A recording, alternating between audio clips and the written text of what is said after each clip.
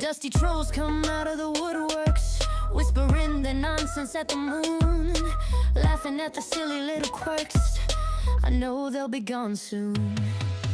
Long live the trolls in the shadows, dancing in their mischief parade.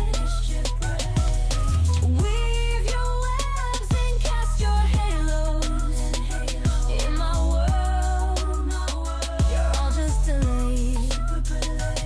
They say dumb things and I accommodate, flipping words like cards in a game, serving them a plate they can't forsake, knowing none will ever be the same.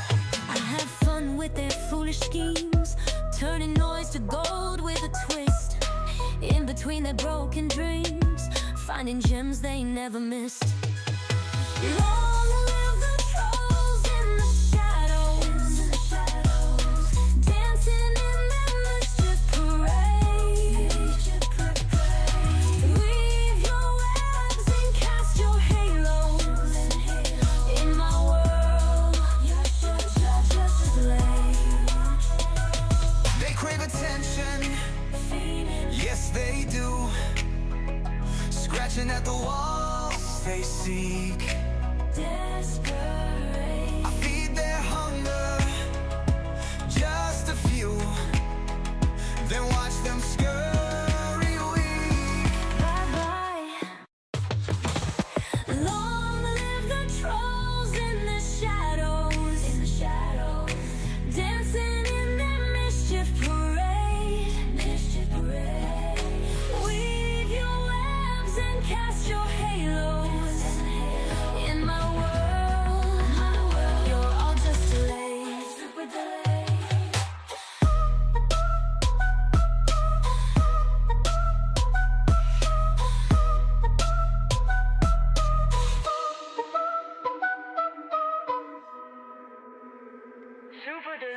They crave attention, yes they do, scratching at the walls they seek.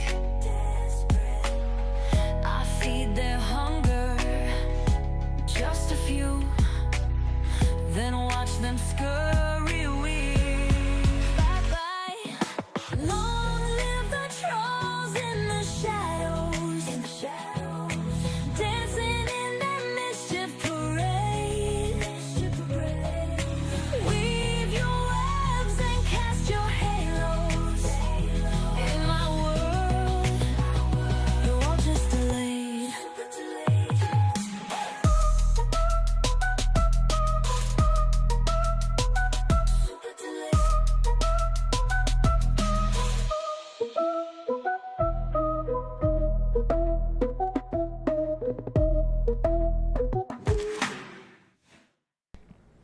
Good evening, good evening, good evening. How is everyone doing today? Hopefully everyone is doing absolutely phenomenal. All right, hold on. This thing changed on me. Let me turn on echo cancellation. Give me just 1 second.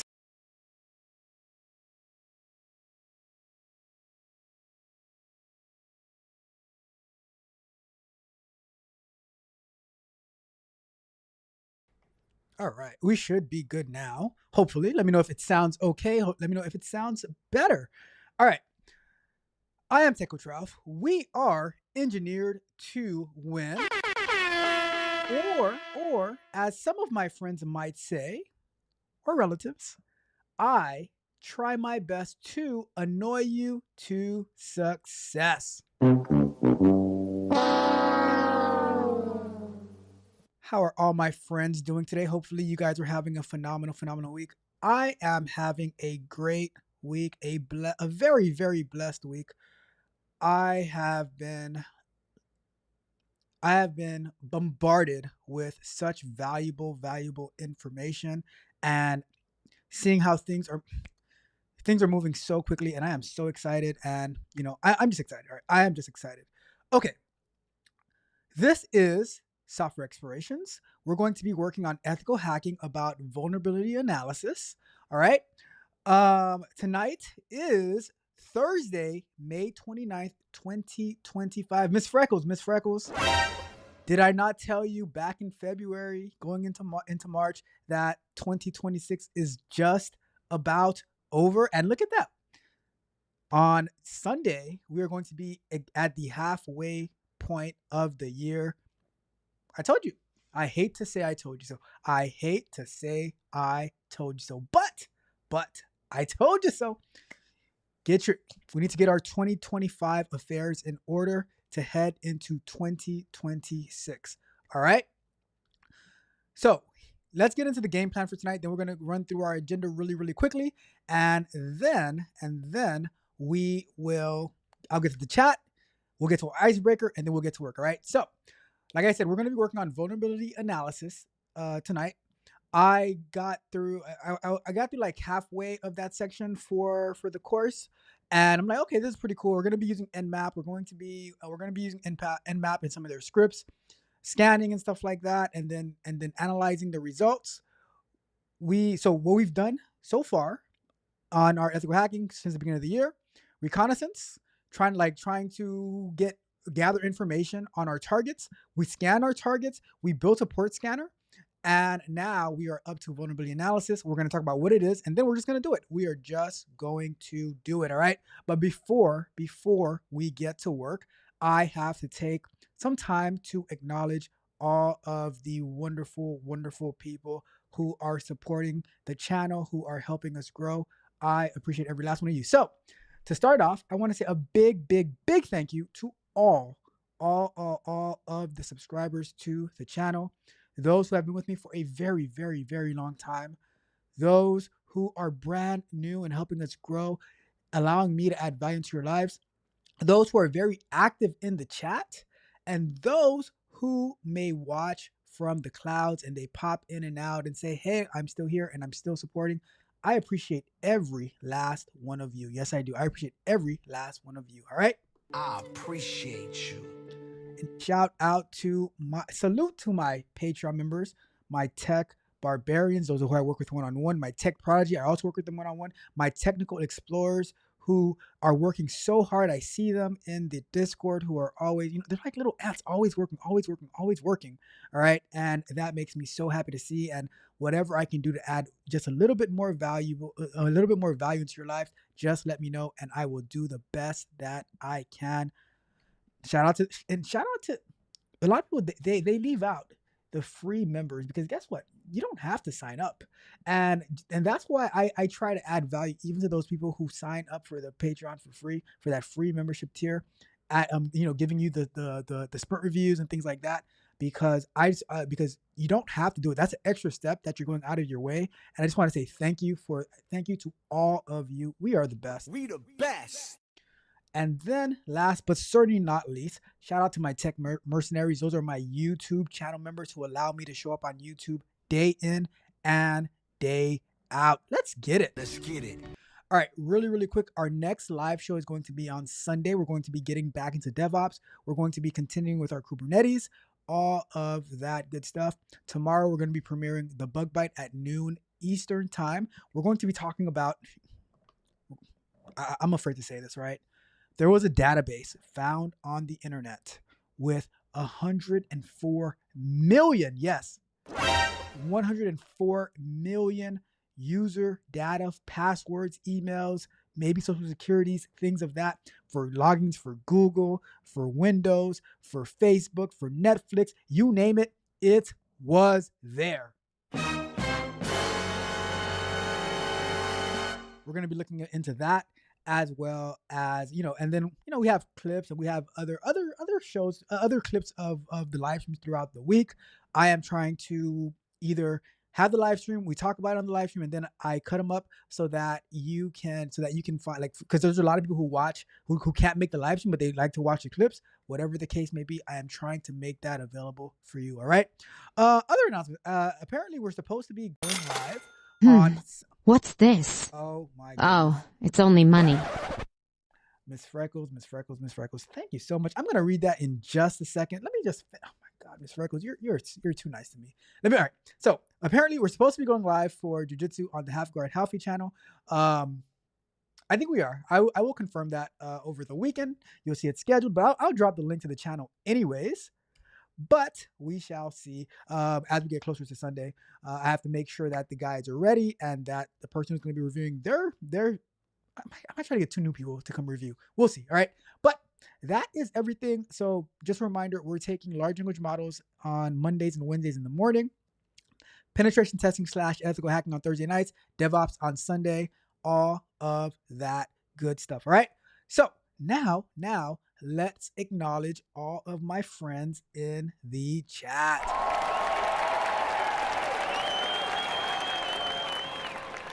All right. So I'm just gonna jump straight to Miss Freckles first because she did send me a beautiful super chat. Miss Freckles is a wonderful. Oh my, I had fixed this earlier today, and then look at. Oh my goodness, that's not what we want. Hold on. Let me. I gotta go with these people because this is unacceptable. All right, let's go and move that. Let's fix. When you think you got it settled, right, and then they just want to come and hit you with the mess up. Right? What is that? Is there something? Give me a sec. I am not happy right now. What in the world is going on here?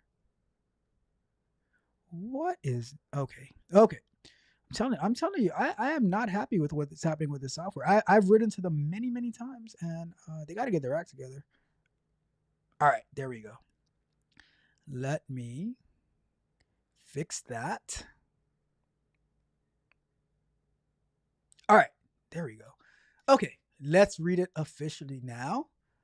Let me put that back up. All right, Miss Freckles says for the $9.99 $10 super chat. Thank you so much, Miss Freckles. I appreciate you. Says shout out to you. Your work ethic and consistency adds so much value to my life, and I'm sure others as well. Smart work 24/7. Shout out to you. Thank you. Thank you so much, Miss Freckles.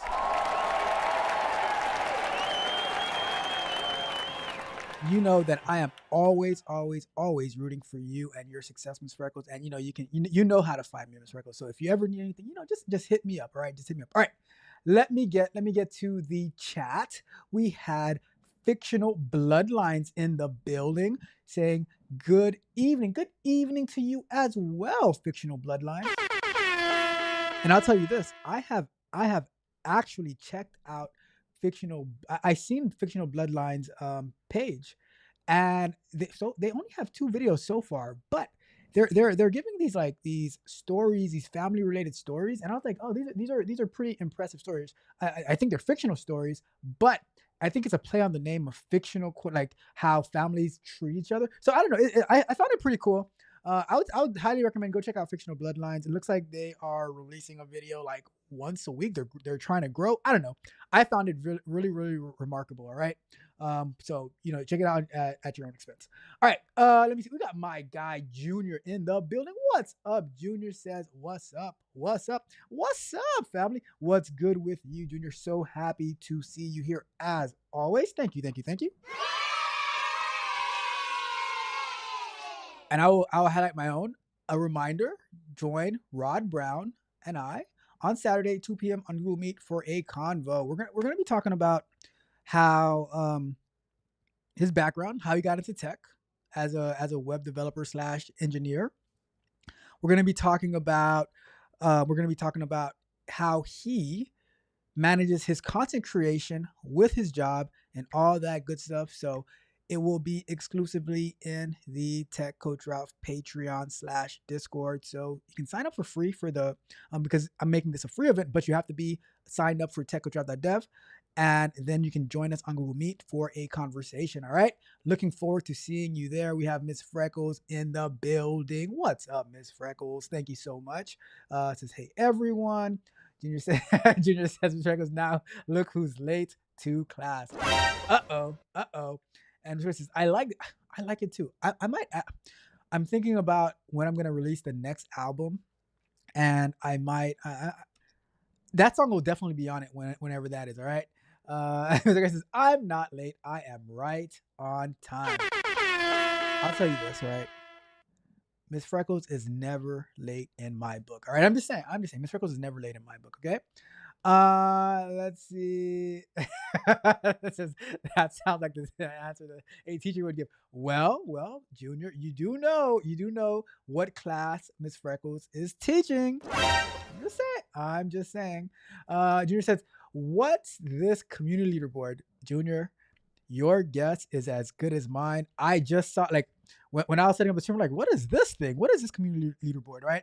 And I was like, well, when I click on it, it tells me who's leading based on super chats and on chat rate and stuff like that. I was like, well, I'm gonna find a way to make use of it and to promote and thank and highlight and incentivize the people who are on the leaderboard. So I have to do some more research because I'm literally 5 minutes after setting up the stream. So I'm like, what is this over here? So I'm gonna look into that and go from there, right? Mr. says, don't get any points docked. Oh my goodness. It says click on it and you will see. Yeah, that's what I did. Oh, we got Prince Marky D in the building. What's up, Prince Marky D? Where have you been? You have been missed on this channel. So such a valuable, insightful person. Shout out to Prince Marky D. Let's go. Let's see. Engineer says, I didn't care about the points. I just wanted that sticker that smelled like bubblegum. Says it's 2028 at this. I didn't want to say. I honestly thought I might have said 2027 instead of 2026, but I was like, oh, let's just roll. Let's just roll with it. All right. But but yeah. Let's see. It says I did click on it. I was just wondering. I don't think I didn't set it up. I just saw it there. I think. All right. So here's what I think is going on, because YouTube has this feature for, it's like these GIFs or something like that I didn't turn on because I didn't really understand how it works, and it's only for vertical streams, like for mobile streaming. So I didn't turn on, but maybe that's related to it, and they're trying to integrate more of they're trying to integrate some Twitch type features into YouTube. I'm not entirely sure, but I was like, you know what? Well, if I can use a way to incentivize it and promote it, I don't know. I'm gonna see what I can do with it. All right. Let's see. Yeah, you guys know I'm gonna research it after the stream because it threw me off. It definitely threw me off. Let's see. Junior says definitely is motivating, and it says it's the shot. Yeah, I don't know what happened with that. It just did it on its own. All right. Let's see for sure. Most days of the week, he's my David Goggins. Oh my goodness. We got Javi in the building. Javi, are you going to review your match this coming Sunday on the Half Guard Halfy channel? I would love for you to come up and review with us. Let me know. Let's see. We got my guy, me Demystify in the Blink says good evening, Ralph, Junior, Miss Freckles, and Roxy in advance, and the chat. Hope all is well. I am doing phenomenal. Hopefully you are doing well and better as well. Me Demystify, shout out to you as always. All right. So we're going to get into the. Oh, Javi says yes, sir. We're going to get after it. Look, like I said on the other, like when we were reviewing back then, I said that although my guy Javi did not necessarily get the result that he wanted, he did great for especially for his very, very first tournament. I was super duper proud of my guy Javi. So, and we're gonna review it, and we learn. It was just a learning experience for all of us. It was a learning experience for all of us. You guys saw my video the other day, right? So shout out to my guy Javi. We will be seeing him on Sunday night reviewing his competition match. Right? All righty then. Okay, so we're gonna get into the show. We're gonna start off with a little bit of an icebreaker. Let me get this banner off the screen. We're gonna start off with a little bit of an icebreaker, right? So and all right, so I'll give you some background real quick, right? I saw this video about somebody who said that they got demonetized off of YouTube, and they had like a lot of subscribers. I think they've been on YouTube for a very long time, and I was watching the video like to see what happened, and they said that they didn't have any idea, any answer. So, but then when I saw some of the titles of the video, I was like, is YouTube cracking down on scammers? What is YouTube cracking down on scammers? Now, I'm not saying this person is a scammer because I had never seen one of their videos in my life before, but that particular video popped up on my timeline, and I was like, I wonder what's going on. So I kind of like skipped through a little bit of the video because at the end of the day, like I didn't care that much. But based on the titles of the video, I'm like, is YouTube cracking down on scammers? Because some of those titles were a bit suspicious, I must say. All right, so here, let me throw up 5 minutes on this. All right, so you know how I always talk about like how a lot of boot camps they quote unquote scam, they take advantage and stuff like that because they'll sell you a pipe dream about, oh, you can go into QA and in 3 weeks you're going to be starting to make $100,000 a year doing manual testing. I'm like, where are those jobs, right?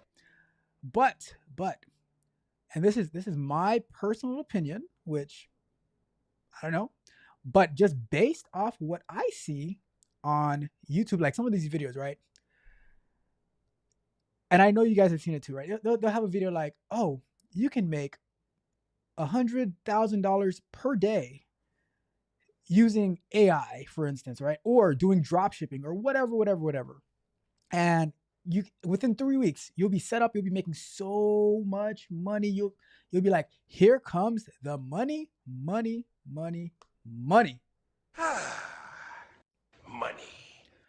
But when you actually watch, because I've watched a few of these videos, right?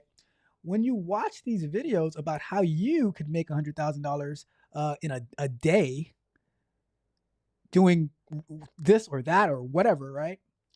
And they say all you need to do is sign up for this drop shipping provider or this AI provider or whatever. Use my link in the description. Use my link in the description.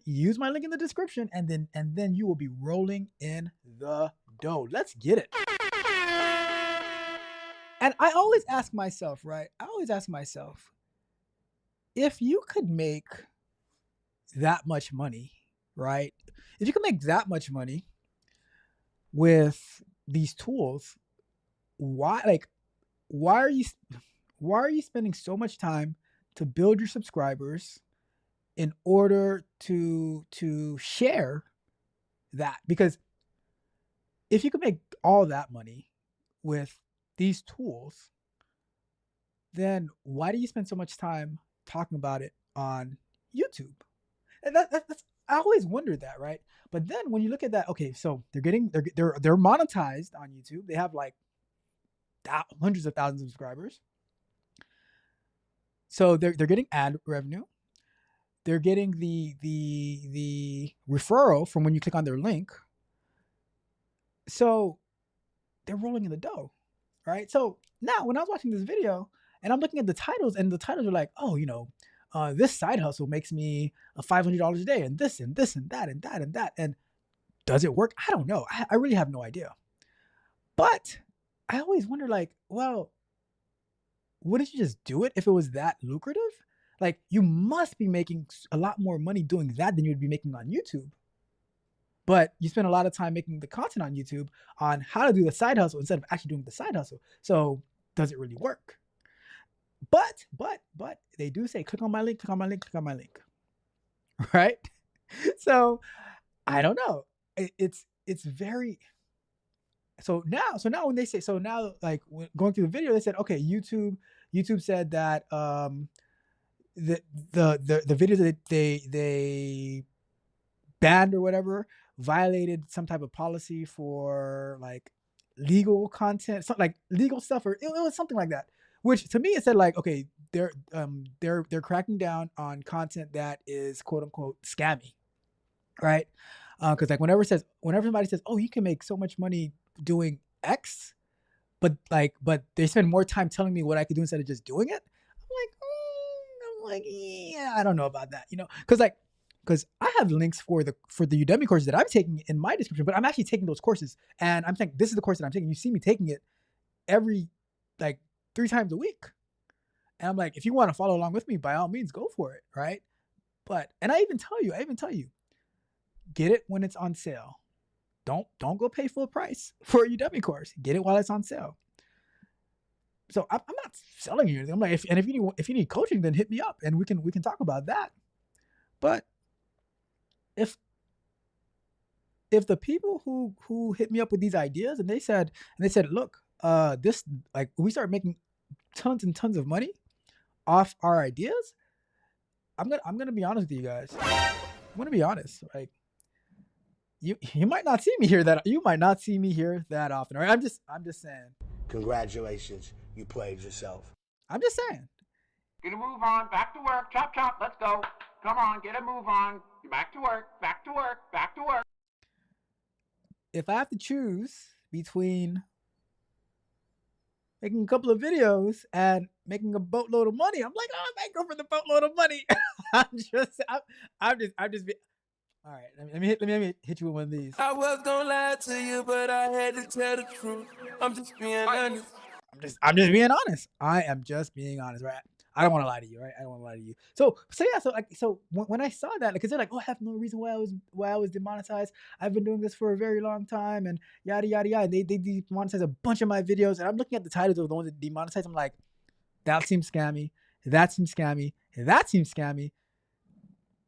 You know, I remember I actually tried one of those dropshipping ones, but I took like the free trial, and then right before the free trial, and then I'm like, I canceled it because I'm like, ain't no way I'm gonna be selling this stuff. And if everybody's following that same thing, I'm like, nah, it ain't worth it.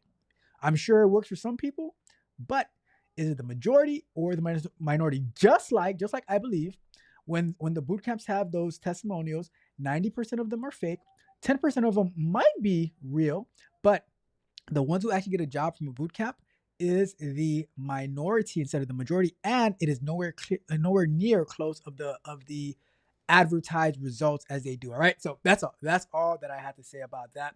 I just wonder, is YouTube cracking down on scammers? Is, if you're not on the up and up, be careful. Because that person's channel also got a strike.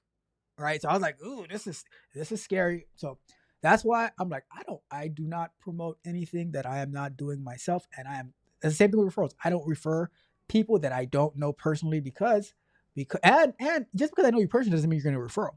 I need to know your work ethic as well to see, all right, is this person of good character? Are they going to cause trouble, get an attitude, let's say not show up to work? I'm like, no, I need to know you before I can actually refer you. All right. Anyways, that was my thought. That's what I saw when I was that's what I saw when I was watching the video on them getting demonetized, getting a bunch of videos taken down, getting a strike.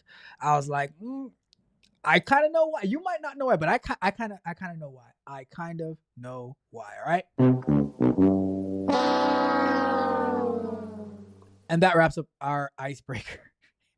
All right, let me get to the chat, and then we're gonna get to our first segment of work. We're gonna be looking into what is vulnerability analysis. We're going to get a good understanding of that, and then we're going to spin up our Kali Linux. We're gonna spin up our Metasploitable. We're going to start using Nmap, all that good stuff. All right, but let me check the chat and see what we got going on. Mr. Chris says the same thing happens to Pop with the Balloon Show from people doing react. I did see that, but I think that's a little different than this situation, because I could see how Pop the Balloon can say, no, we don't want people using our content, especially when you're criticizing it and making people like blowing up people in negative ways. I could see why they would start doing that. But this content that I saw, it's like those sign up for this and you can make millions of dollars in a week. And I'm like, okay. Mr. says anything that comes quickly will leave just as fast. Ooh, let me get up. Message. That is true. Junior says, especially if you didn't work for it. Tell him, Junior. Tell him. Says exactly. It's scammers paradise going the quick route. That's a fact. Junior says, people love the quick way though, and that's why they always play the lottery. I just thought about this as you said this, right? Imagine if all the money people spent throughout their life playing the lottery, they had put that in some type of investment account. How much you think that would be now? All the money they played the lottery, right? If they put it into like a Fidelity account, they just threw it in like the top 7 or 8 tech companies or something like that. Because some people will play $100. Some people will play $100 in lottery per week, right? But but they cannot afford they cannot afford the basic necessities, right? But they'll play $100 in lottery a week. Imagine they had thrown that into like Tesla, Amazon, Apple, Netflix, Google, Microsoft, whoever, right? They would be running it up right now. Congratulations, you played yourself. Mr. Go says, I can't stand lotteries or gambling. Too risky for my taste. I hear that. I hear that. All right. I'm telling you, people play Russian roulette with their lives. All right. All right. So we're going to get into this tonight. So let me throw up our first 20 minutes. It's time to do. All right. So let's get over to Google. And we're just going to search for what is vulnerability analysis. Jeez. In ethical hacking. Let's go in ethical hacking. So in ethical hacking, vulnerability analysis involves identifying and assessing security weaknesses, vulnerabilities in a system, network, or application to determine how susceptible it is to cyber attacks. It's a proactive approach. Let me zoom in a bit on this for you guys. It's a proactive approach to enhance security by uncovering potential risks before malicious actors can exploit them. So let's get into a little bit more details. The purpose of vulnerability analysis helps organizations identify and prioritize security weaknesses, enabling them to strengthen their defenses. So, it's like practicing defense, right? Practicing defense. Offense wins games. Defense wins championships.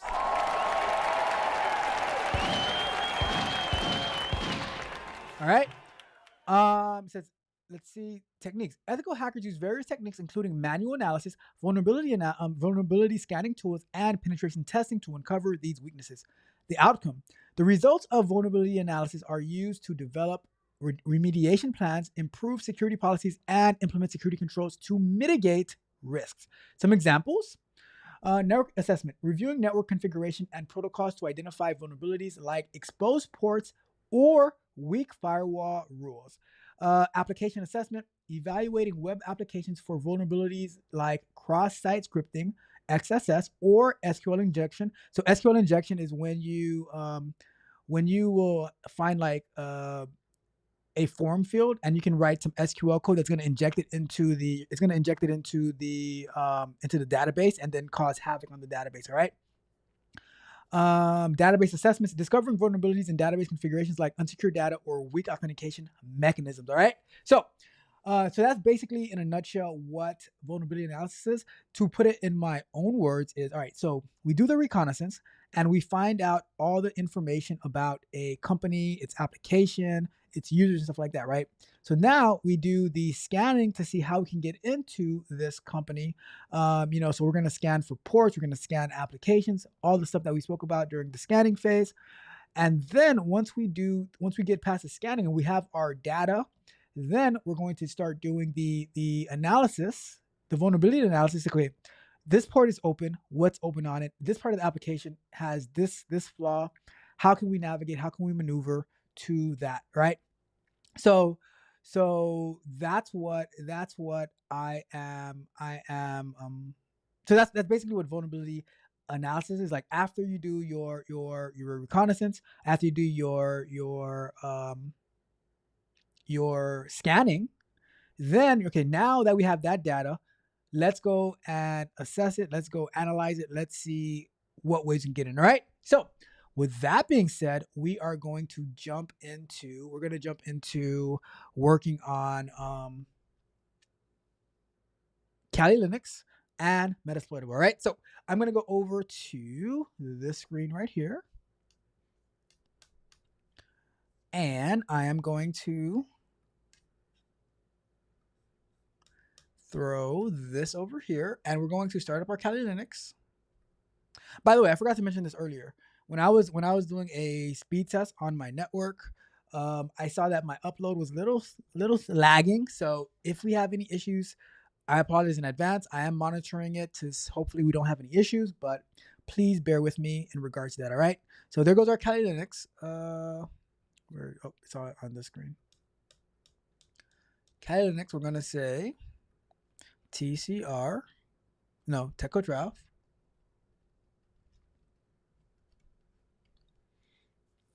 All right, so now we're inside of Kali Linux, and now we're going to start up our UTM. Because now I'm going to do both Metasploitables as well so that we can have 2 running instances of Metasploitable. There we go. Let me minimize this one. So let's put this over here, that over here, and Kali Linux. Let's see what we can do with Kali Linux. Just to make sure that everyone can see everything. I mean, I can, because we're not going to use much of, we're not really going to use Metasploitable. It just needs to be up and running. So I'm just going to make it smaller. Or I can just leave it in the background actually, because we're not going to use it for anything, but I'm going to log into it though. MSF admin.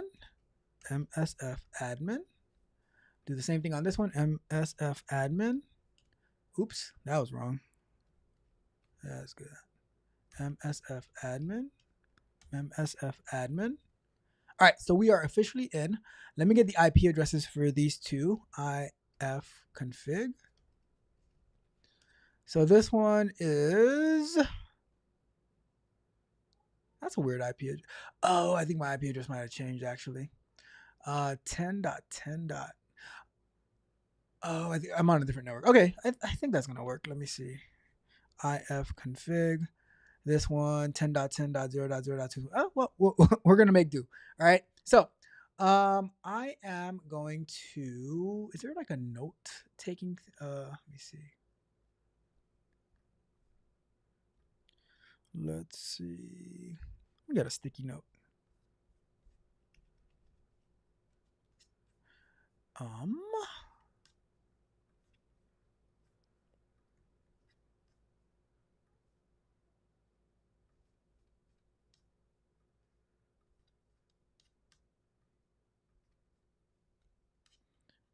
Okay.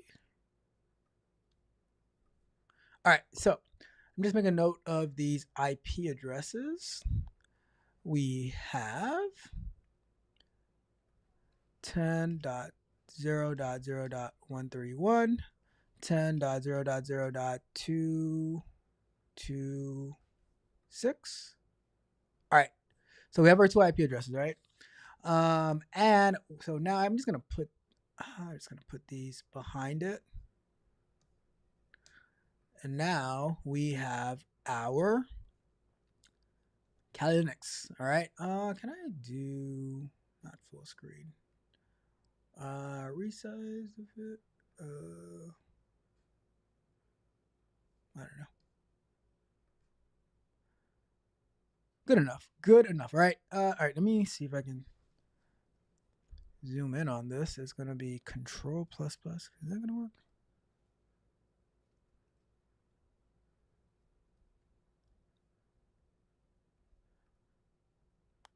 I don't know. What's this? All right, whatever. So much for the zooming. Let me see. Zoom in. The control button is it's tricky because working on a Mac, command is supposed to be control, but then when I do press control doesn't work. So I don't know. Whatever. All right. Anyways, let's get to it. We are doing. So the first thing we're gonna do, we're gonna work with Nmap because Nmap is used for scanning, but it can also help us with our analysis, right? So let's do a quick recap because we looked at Nmap a while ago. I know my cybersecurity people, they are very, very familiar with Nmap and they highly recommend Nmap. So we're gonna do a quick recap of what is Nmap. So Nmap is Network Mapper, a powerful open source tool used for network exploration, security auditing, and vulnerability scanning. It's primarily used to discover hosts and services on a computer network, detecting operating systems, identifying open ports, gathering information about various network devices. The key features and functions of Nmap is network discovery. Nmap can identify active host devices on a network, Port scanning, it okay. Lost Twitch, unfortunately. Let me see. How's my? It says my rate is all right, so I don't know. But I lost Twitch. Like I said, the upload rate was kind of so. I'm gonna last as long as possible. If it cuts off, we'll pick it up next week, all right? Because the past few months, my upload speed has been amazing. Today, it just took a dump on me. Bruh. We'll do what we can. We will do what we can. All right. All right. So let's continue. It says so port scan. It can scan for open ports, closed, and filtered ports on target host. Operating system detection. Nmap can often determine the operating system of a target host by analyzing its responses to network probes. Version detection. Nmap can identify the version of services running on a host. Vulnerability scanning. Nmap can use its scripting engine to test for known vulnerabilities in services and operating systems. Trace route. Nmap can be used to trace the route that network packets take to reach a target host. OS fingerprinting. Nmap can fingerprint the operating system by analyzing responses to the network request. Service discovery. Nmap can identify the services that a host is offering. And I'm not going to read through everything, but common use cases: network auditing, penetration testing, what we're doing now, troubleshooting network issues, security assessments, what we're also doing now, network mapping, and how Nmap works. Nmap uses a variety of techniques to scan networks, including ping scans, TCP scans, UDP scans, SYN scans, OS fingerprinting, service detection, service aversion detection. Here's a funny story, right? Something that we're working on at work. Like we're taking in some type of data, right? And one of the type of data that we're using uses TCP, and one uses UDP. And the funny thing is that before taking this course, I was not like I had always heard of TCP. I was not familiar with UDP, but by taking this course, when they said I was working on UDP, and I'm like, oh, that makes like I know what UDP is, and it was like, oh yeah, on this tool that we're using to replace Docker, it says, oh, UDP doesn't work on this tool, and that so I was like, oh wow, like I had ended up learning a lot, and this is why I always tell you that it is so important that you consistently continue to learn. If like you should be investing 10 to 20 hours of practice, yes, practice, so that you can continue to grow and level up in whatever respected field that you are in. If you think you're just gonna do your 40 and then that's it, you might be able to keep your job for some time being, but you will fall behind, and then you're gonna be working at places that you said you would never, ever, ever go back to. All right. All right. So, with that being said, we are going to I'm gonna go back over here. I appreciate you. I clicked the wrong one, but I do appreciate you nonetheless. All right, let's go back over here. And what we're gonna do is we're going to start off by doing a we're gonna find the scripts, right? Because Kali Linux has a bunch of Nmap scripts that is pre-installed of different things that we're gonna do. So we're gonna look at those scripts first. So it's located in a folder called scripts, but we have to get to it by USR. Let's see if it's gonna be there. USR share. There we go. Nmap. There we go. Scripts. There we go. If we do ls, pop quiz. Who remembers what the ls command does in Linux? Who remember? You know what? I should start doing some pop quizzes, right? And whoever gets the right answer, I should incentivize. Whoever gets the right answer first, I should incentivize you some way, somehow. I'm gonna think about that. I'm gonna think about that. I'm gonna see how I can do that, where we do some pop quizzes, and I ask a question like, "What does the ls command do in Linux?" And whoever gets the right answer first, I do something for you, right? Maybe, you know what? Maybe I send you some merch, because I'm about to revolutionize my merch. It's gonna be so cool, that it's all that I'm ever gonna wear and forever going forward, right? If you ever see me and I'm not wearing my merch, it must not be me. So maybe give some free Patreon memberships, maybe like a month or two of Patreon memberships, maybe ability to get some free merch. I don't know.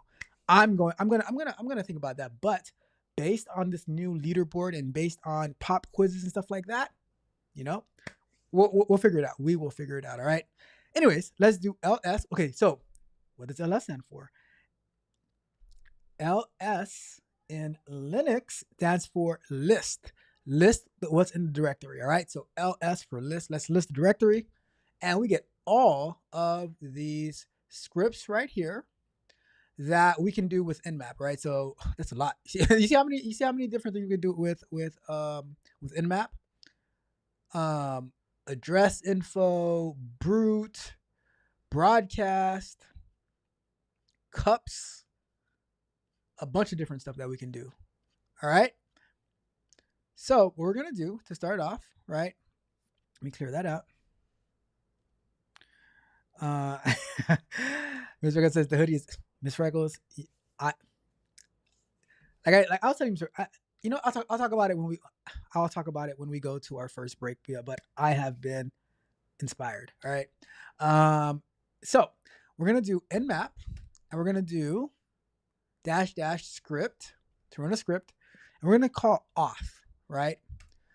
And that's gonna we're gonna do it, and then we're gonna do some research, right? So and then we're gonna take one of our. Let me move this down just a little bit so I can see it better. We're gonna call auth, and we're gonna say 10.0.0.131, and we're gonna say -s, capital S, right? And then we'll actually do some research so we can refresh ourselves to see what do these what does it mean, all right? So starting Nmap, give it a second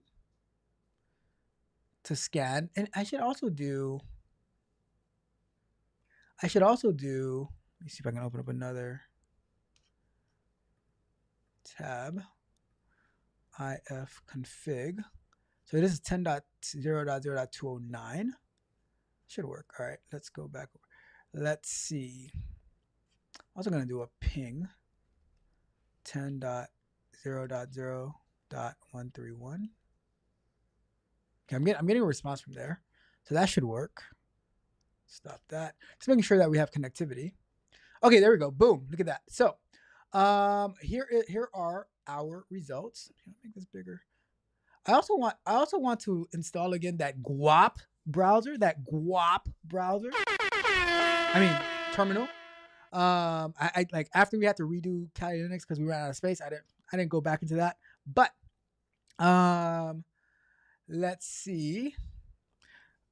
Miss Freckles has to head out. All right, give me a second to say goodbye to Miss Freckles because I like to say hello and goodbye to all my friends.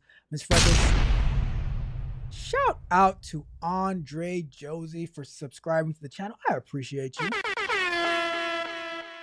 Miss Freckles says, though, I will catch the rest after Bible study. Have a great show, Junior. Be sure to pay attention and no more.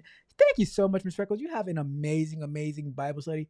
That's the only reason I allow people to leave the show is for Bible study, right? I'm just saying. I am just saying that's the only reason I allow the students to leave class is for Bible study.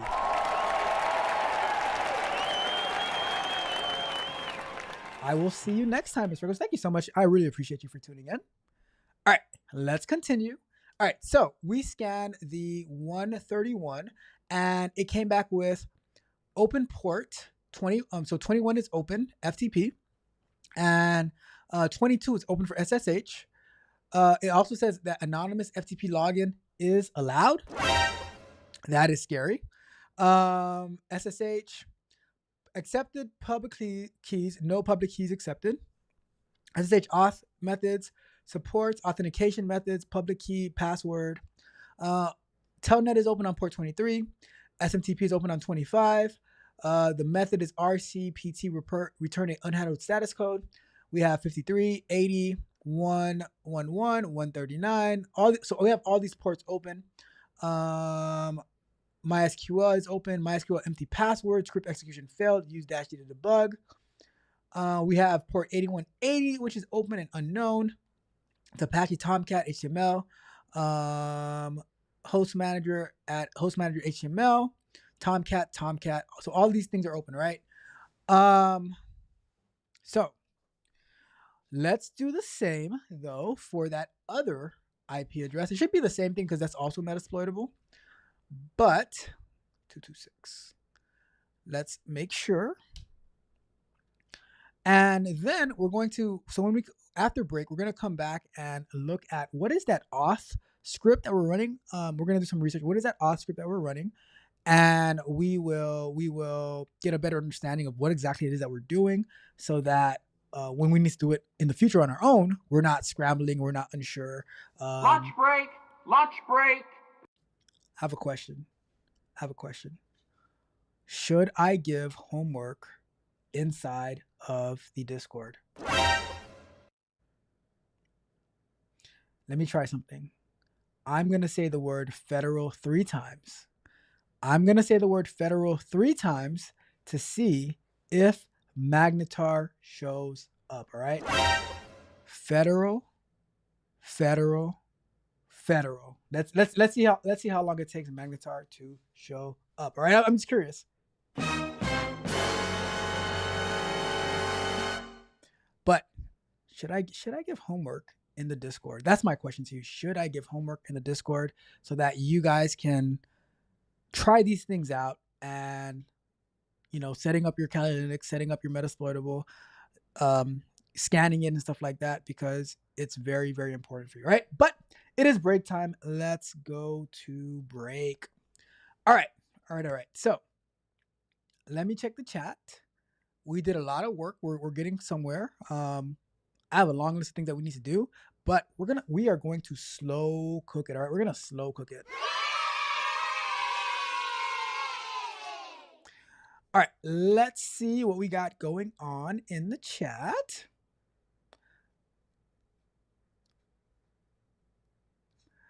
Junior said about the lottery, they'll be stupid rich.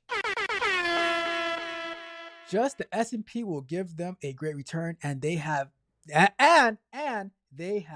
missing teeth. Bruh. I hear that. And Mr. Gore says so much money out the door. I'm in a bind, Nate.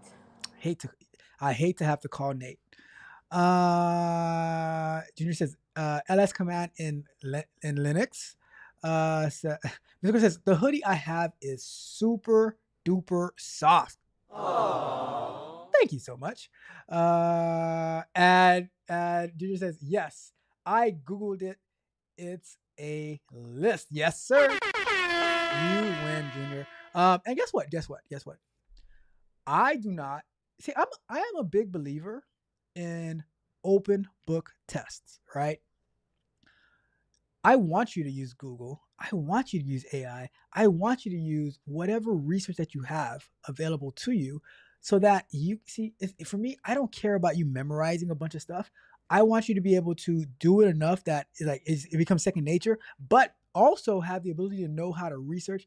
I think one of the biggest skills you can develop is researching skills, knowing and prompting skills, how to prompt AI for this or that, things of that nature. I think that is a superpower, knowing how to research, knowing how to think critically, knowing how to think creatively, knowing how to prompt. All of those, to me, they go together, and you will see how much amazing things that you could get done. All right. Let's see. Mr. Rucker said cheater. What? And see, there goes my guy Junior says, no. It's called being resourceful. That's how I passed my Spanish class. ¿Cómo está usted? Look, about Spanish class, Junior. I'm embarrassed to say this, right? I went to high school in the inner city of Miami, right? And I had Spanish class in 9th grade. I remember the teacher, Mr. Orlando, right? Really great guy. I would show up to class. It was the last class of the day as well. I would put my head down and I would sleep the entire class.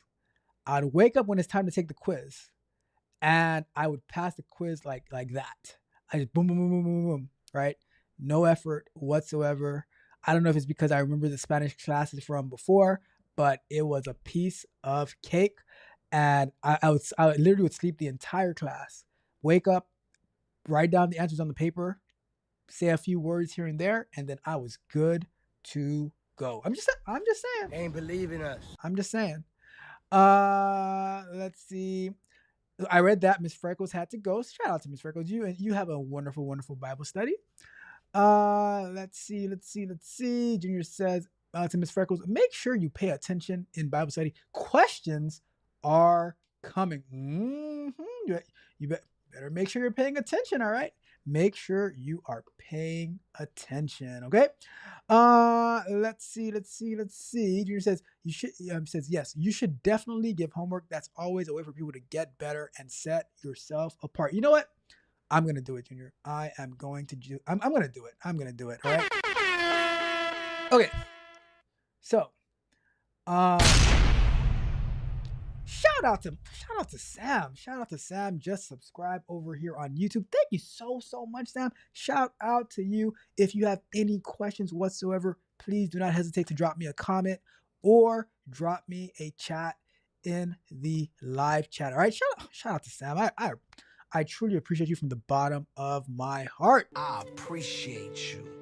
All right. So let's get to our first break time discussion.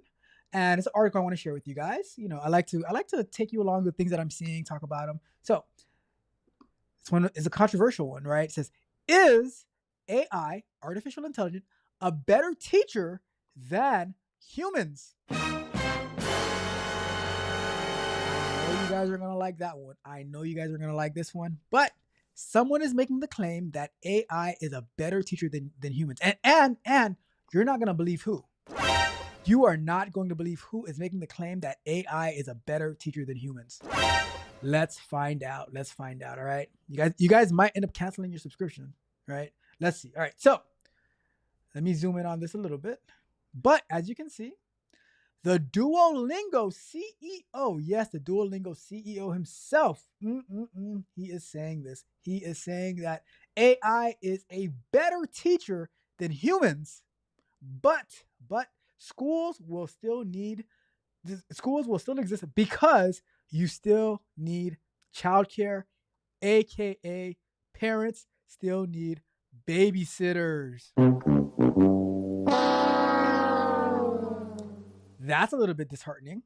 So this article is written by Irina Ivanova, and it's what? Let's see. All right, so let's see. Can I drop this down? All right, let's see what we can get out of this. If not, I have to find another location for this. Right, but it says Duolingo founder and CEO Louis Van Aan believes there is nothing a computer cannot teach, but says schools won't go extinct because people need childcare. Let me see. Can I zoom in one more time? There we go. There, perfect. Right. Speaking on No Priors podcast, Von Ahn says AI's precision knowledge and tricks the company has learned about human motivation makes a case for scaling up learning in a way that goes beyond humans. Language learning app Duolingo has been leaning heavily into AI. The company with an owl mascot temporarily replaced its CEO with an AI avatar on an earnings call last year. What? And even more controversially, it announced last month it would permanently replace its contract workers with AI. Now, the company has much broader ambitions. With a community of 116 million users a month, Duolingo has amassed loads of data about how people learn, accumulating tricks to keep learners engaged over the long term, and even know how well a student will score on a test before they even take it. What in the bloody what? That sounds scary. Let's see. All right. So, according to the founder and CEO Louis Van Aan, AI's ability to individualize learning will lead to most teaching being done by computers in the next few decades. Ultimately, I'm not sure that there's anything computers can't really teach you, Van Aan said on the No Priors podcast recently. He predicted education would radically change because it's a lot more scalable to teach with AI than with teachers. You know what? On behalf of the teachers union, which I personally do not support, sorry to any teachers out there, but I am not a big fan of the teachers union. But I have to say this on behalf. I have to ask this question on behalf of the teachers union. Yeah, I have a lot of questions. Number one, how dare you? How dare you? How dare you? All right. But I digress. Says, by the way, that doesn't mean teachers are going away. You still need people to take care of the students. He basically said we need glorified babysitters, right? He added, I also don't think schools are going away because you still need childcare. Host Sarah Go jumped in to clarify. In your view, schools could be childcare, but everybody's Duolingoing? And he doubled down. He says, I think it's going to be something like that. What you just said is one of the most... Wow. So that's what they want to say. What you just said. The Duolingo model of teaching via quizzes and drills isn't suitable for all subjects, he said, noting that history might be a subject better taught with well-produced videos, something AI can't currently do well. However, wait, just one second. Was this podcast done before Google unveiled their Gemini VO3 model, right? Because that VO3 model, it is a game changer. I want to get my hands on that bloody model. I tell you, I want to get my hands on there, right? It says, let's see. But he said he believes that problems of scale tips in the balance on the side of AI. Yup. Says if one teacher and like 30 students each, if it's one teacher and like 30 students, each teacher cannot give individualized attention to each student, he said. But the computer can, and really the computer can actually have very precise knowledge about what this one student is good at and bad at. Duolingo CFO made similar comments last year saying AI helps us replicate what a good teacher does. Things like helping a student learn material, stay engaged, know where your weaknesses are and where your gaps are. Because Duolingo has acquired this data over many years and millions of users, the company has essentially run 16,000 A/B tests over its existence. That means that the app can deploy reminders at the time that a person is most likely to do a task and devise exercises that are exactly the right amount of difficulty to keep students feeling accomplished and moving ahead. Some schools are already leaning into AI. Newsweek recently profiled Alpha School, a chain of private K-12 schools where students learn for just 2 hours a day with the help of AI. Their guides, the school's title for teachers, their guides, so the teachers are called guides, provide motivational and emotional support rather than creating lessons plans, delivering lectures, or grading assignments. I want to know how much they make, right?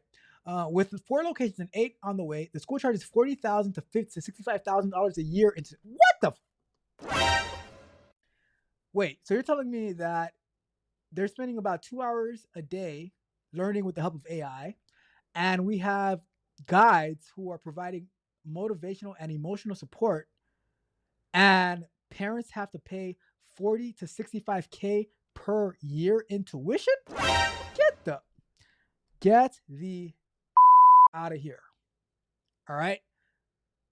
Anyhow, I think that I could devise my own for. I think this might work wonders for stay-at-home parents, where they mix in. So, like, let's say for a stay-at-home parent, right? Stay-at-home mom, for example, they use AI. It's kind of like almost like the Montessori learning, but AI is heavily integrated into it. But I think like doing that for like homeschooling, mixed in with like, going to like different places like museums and stuff like that. I think that can be an absolute game changer, right? We shall see, right? With President Donald Trump recently signing an executive order to promote AI education, many more schools could be seeing the technology. Vanan at least thinks that the change won't happen for some years. I don't think you'll see a change where next year's everybody's learning it's completely different. He said, when it comes to most education, it's like the government. It is just slow. Shout out to Irina Ivanova for that amazing, amazing article. All right, I'm going to share my thoughts on this. So, I hate to say it. I agree. I agree with the CEO of Duolingo. Um,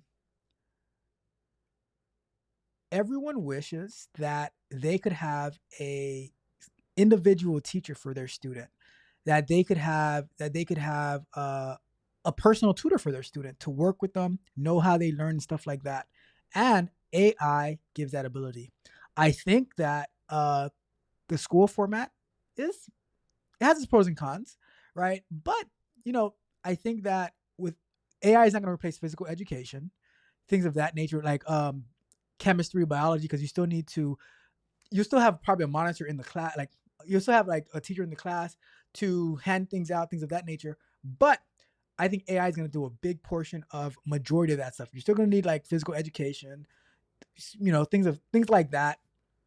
But AI is going to be a game changer. And I'll tell you, for me, I am already looking into what I can build for my child so that he can start learning. And I want him to start learning about the software engineering type stuff on a toddler level, So, but I do agree with the Duolingo CEO on that. AI is probably, I'll tell you this, using AI, I got to setting up a few apps, following along with the free model. That if I had to figure this out on my own last year, it would have took me like what I did in a weekend. It would have taken me 6 months to get that far, right? So I agree. I think AI is a better teacher than humans. Sorry. So many things that AI can do that humans do not have the capacity to do.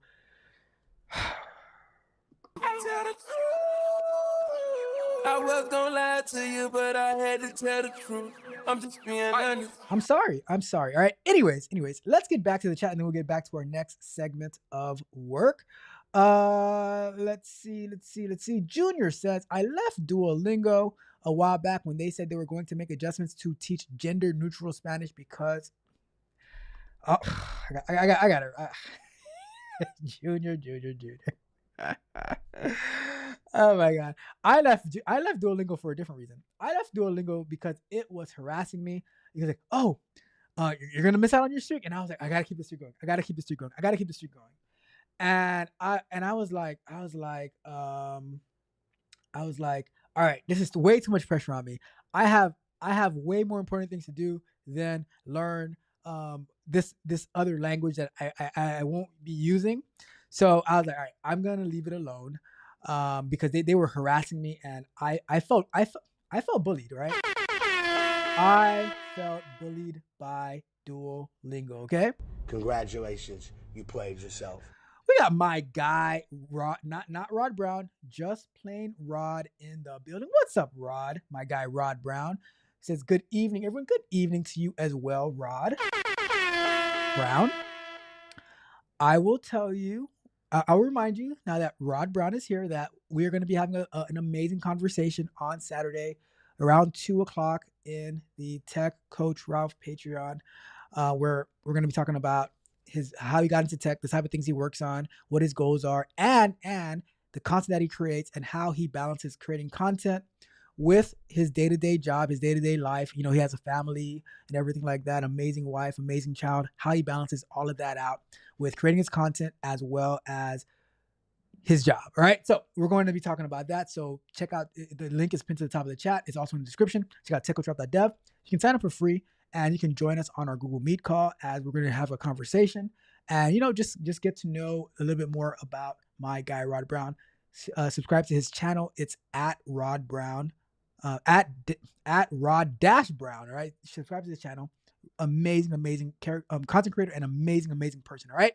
All right. So, let's see. All right. So that is everything. Let's get back to another segment of work. Why don't we? So let's go over to here. Let's go!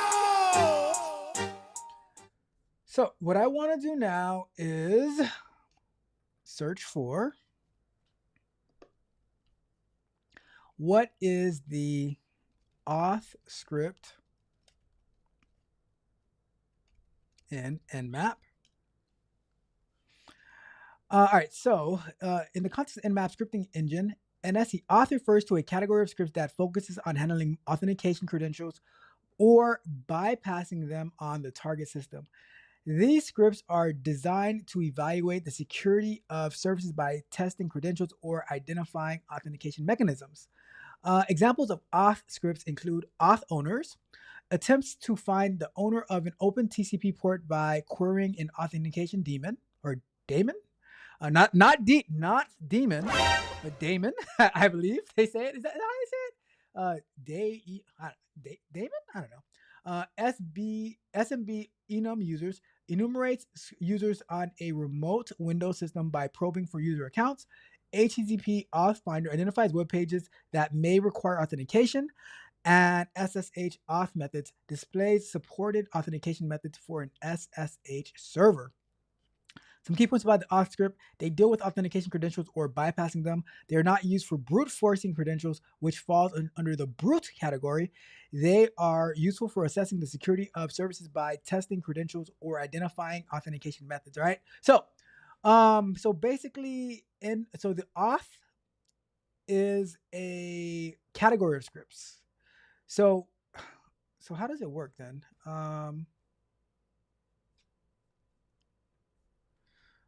How does the auth script, does it like run all the scripts?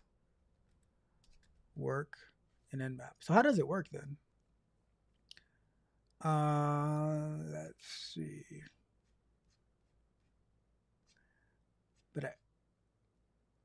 So is it running all those scripts at once? Interesting.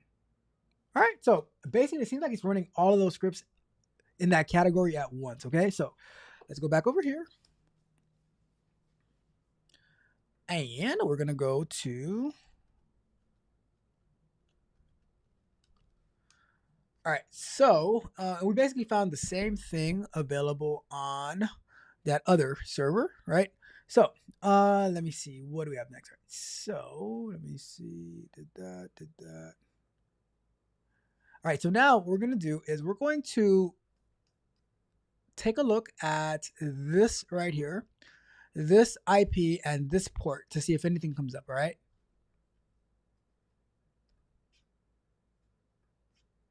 And port is 8180. Let's open up our Firefox. We go to that IP, 8180. Anything comes up? What is this? What is this? The Apache Software Foundation. So on port 8180, we have Apache, all right? So now, if we go and we click on this Tomcat administration, what? And we look here, and it says Tomcat and Tomcat are valid credentials. What? Let's try that bad boy out. Let's say Tomcat and Tomcat. We log in. Not now. Oh my goodness, we are logged into the back end of the Tomcat web server administration tool. Oh my goodness. Congratulations, you played yourself. Bruh. Craziness. All right. So user databases, users.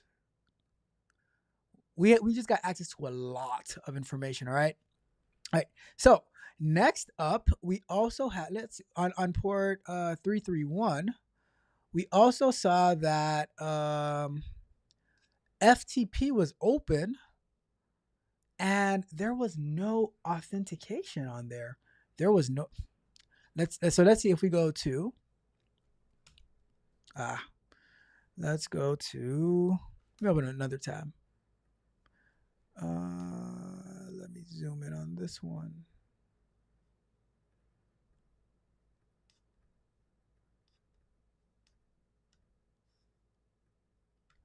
Let's clear that out. And we are going to do 10.0.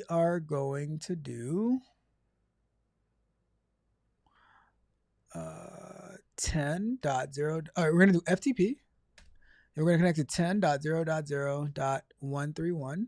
FTP normally connects on port 21. And it's asking me for a name. Let's go with Junior. Password, we're going to use Thirst Trap Brown. And login. So is it or not? Is it open or not? They said anonymous. Anonymous login allowed. So maybe it failed because maybe it doesn't like the Thirst Trap Brown password. Let's see. Please log in with user and pass. Let's see, exit. Let's try to log in again. Let's see, user, pass. So let's check real quick. What is the user pass for anonymous FTP? Typically anonymous or FTP, and the password is often your email. What? Some servers might also accept guess. That should be anything. Let me see. After connecting to a remote host, they log in the username. They provide a password. This could be guess, their email address, or anything the site requires. Let's see.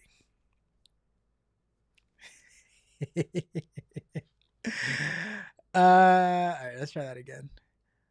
Login. All right, let's do that again, and we will do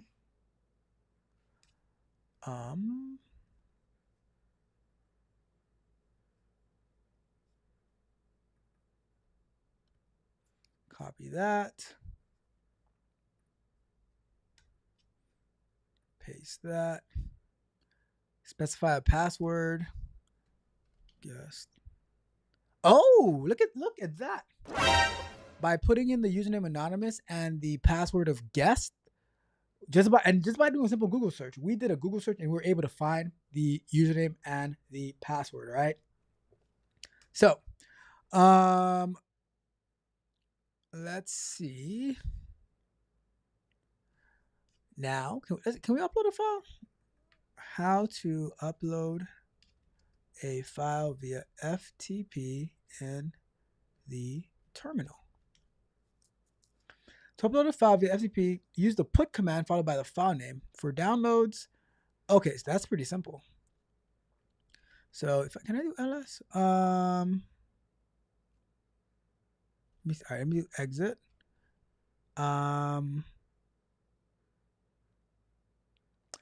Let's do cd. So let's do FTP and anonymous guest. And now let's do put TCR aggressive scan. Entering could not create file. Oh, what? Why not?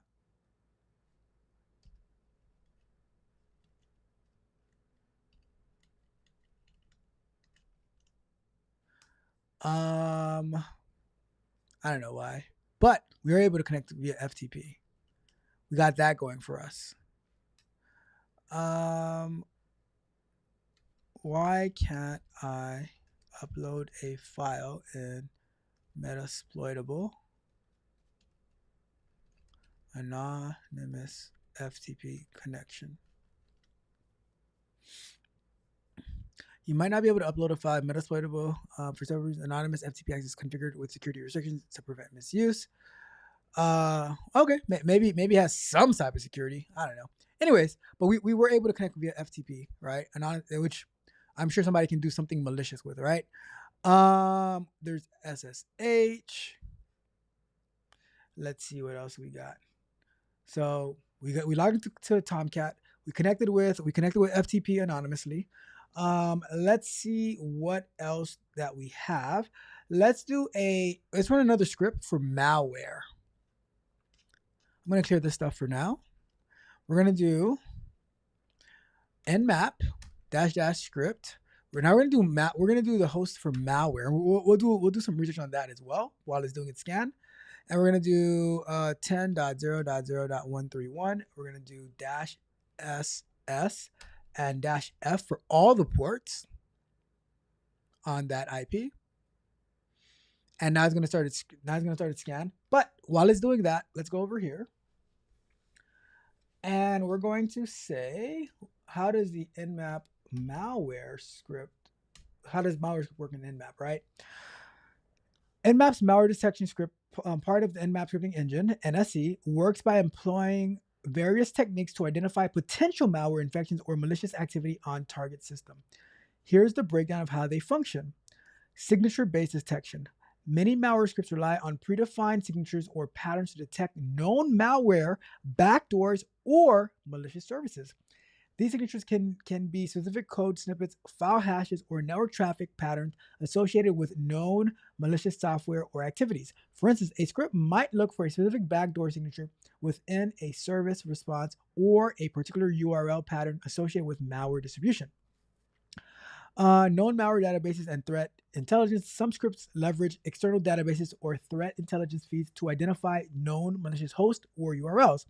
Examples include scripts that query Google's Safe Browsing API or VirusTotal to check if a website or file has been flagged as malicious. Vulnerability checks. Certain scripts check for known vulnerabilities that can be exploited by malware or used to install backdoors. For example, a script might check for a vulnerable FTP version of FTP server known to be exploited by malware. HTTP specific checks. Scripts exist that specifically focus on detecting malware-related activities on web servers. These checks can include scanning for known server compromises, malicious file hosting, or redirects to the malicious websites. How malware scripts are executed, which we just did. Script selection. Nmaps users select the desired malware detection script using the -- script option, either by specifying individual scripts or by using the malware category to run all the malware scripts. So remember when I was talking about the auth one, and I was like, what does the auth one do? So auth runs all the authentication type scripts. Malware runs all of the malware type scripts, but I will show you how you can run an individual script as well if you don't want to run everything. Okay, for whatever reason you want to run everything, you can do that. Script execution. So target scanning. Nmap then performs a selected scan against the target host and port specified by the user. Script execution. When the script's execution rule is met, for example, a specific port is open, the script executes its logic. Results reporting. If a script detects a potential malware infection or malicious activity, it reports the finding in Nmap's output. So, example of how the scan would work. So you can do Nmap script malware backdoor if you want to use that specific script, and then -P and then the target IP, right?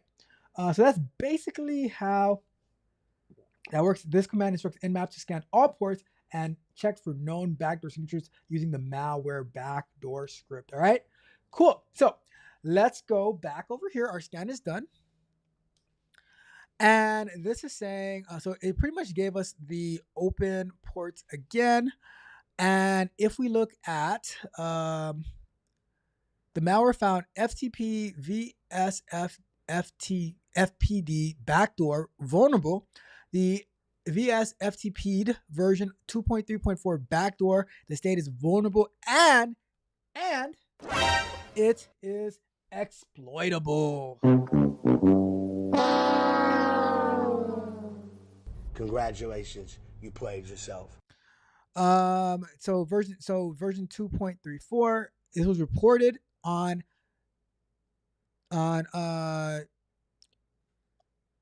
July 4th, 2011. Disclosure date July 3rd, 2011. Exploit results, shell command ID, and it gives references to this particular backdoor. All right.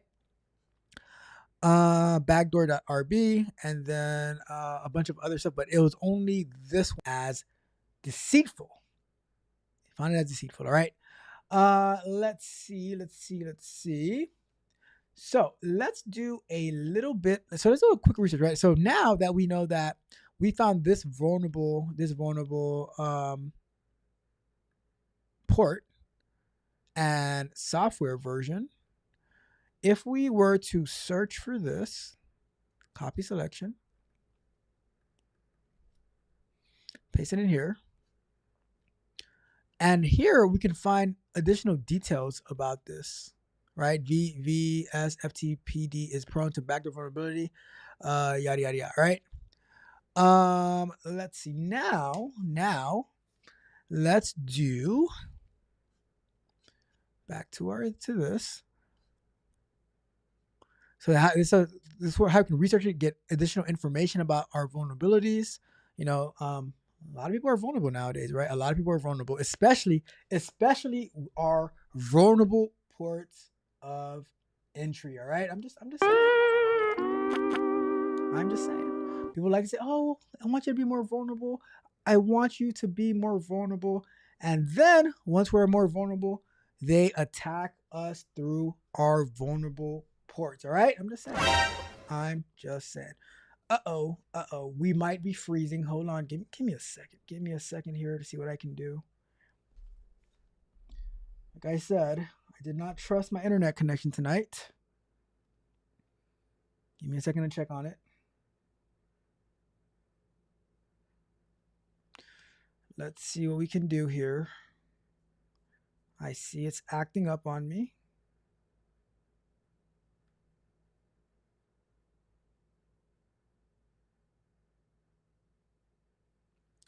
I'm trying. Give me a second here.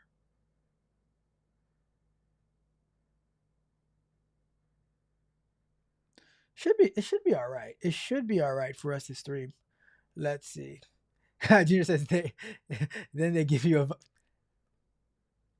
That's a fact. That is a fact. You can't be out here being vulnerable. All right, here. If we do not want vulnerable virtual computers, vulnerable applications, why should we be vulnerable as human beings, right? See, me, that's why I don't play with that vulnerability stuff. I don't play with that vulnerability stuff because they will have you looking like Willy Lump Lump out there, right? Is this thing working or not? Let me see. Give me a second. Let me do a test real quick. Let's see here. That's good. Let's see. No, I should be perfect. My internet speed is perfect. I don't know what's going on. Am I freezing for you guys? YouTube tells me that I'm freezing. I don't know. So this is not working. Hold on.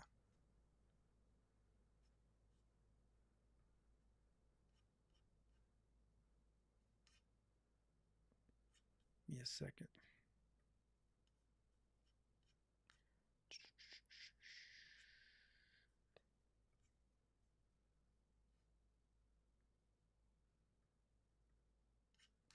Let's see. I don't know. Let me send Rod Brown a message real quick.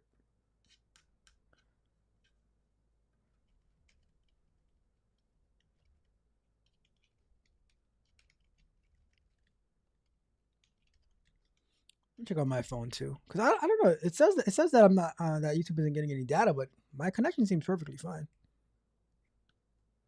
Let me see.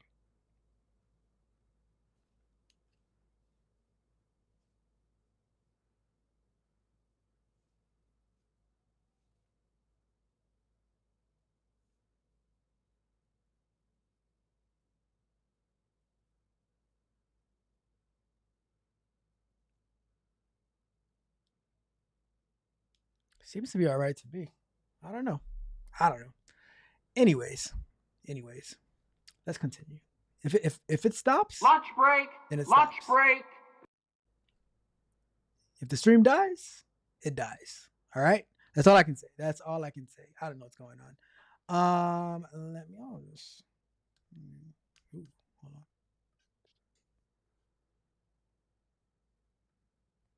I don't know. All right.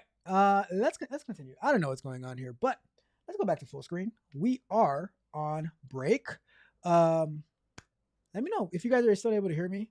Am I frozen? I don't know. Like YouTube is telling me that it's not receiving data. I see it working perfectly fine on my phone. I have no idea what's going on. So, I did expect to have these type of issues, but you know, it is what it is. It is what it is. Let me check the chat really quick. Rod Brown said, "Thirst Trap Brown." Yeah, Junior. Rod Brown has a video where he is thirst trapping for days. Thirst trapping for days. All right. So I wanted you. So that's why I always call him Thirst Trap Brown. I had some feedback that some people really appreciated that video. I was like, what in the world is going on here? Right? So that's why I always bring it up. That's why I always bring it up. All right. Let's see. Rob Brown says TCR won't let that video go. I regret it now. Bruh.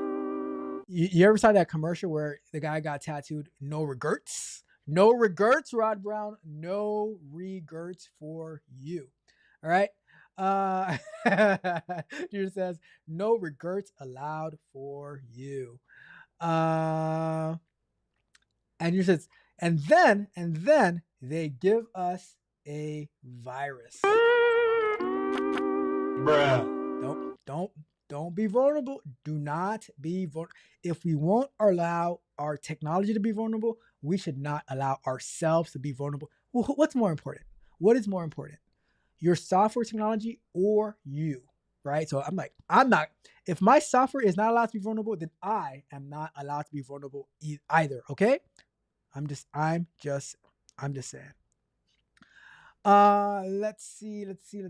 And Rod Brown says, why should I be vulnerable by going live?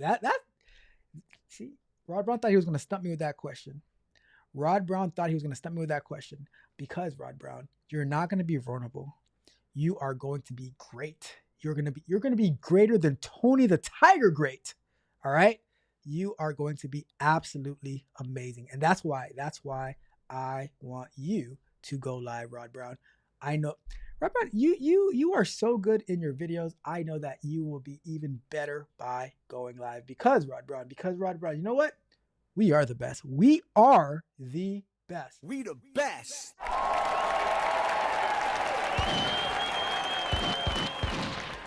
All right. So, how much time we have left? We have about, oh my goodness, we have 27 minutes left, and I didn't even get to my second break time topic. Maybe we'll see how that goes. We will see how that goes. All right. Let's go over to zoom in. So how many people use Notion, right? How many people use, and I'll put 5 minutes up for this. How many people use Notion? Do you use Notion? I use it on and off. Like, it's a little, I have a love-hate relationship with Notion because I have so many tools and it just doesn't integrate well for me for some weird reason, right? I have not gotten into the habit of Notion, although I know a lot of people there are amazing in Notion, all right?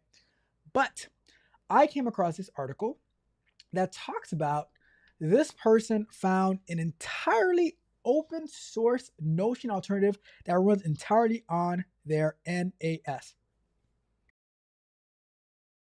I must say, I know NAS stands for some type of network thing, but I'm not exactly sure what it stands for. All right, so I am going to look that up real quick. Let's see. What is NAS? Network attached storage, a dedicated server that provides centralized storage and file sharing capabilities over a network. Ah, okay. It's essentially a computer with hard drives designed to store and share data among multiple devices connected to the same network.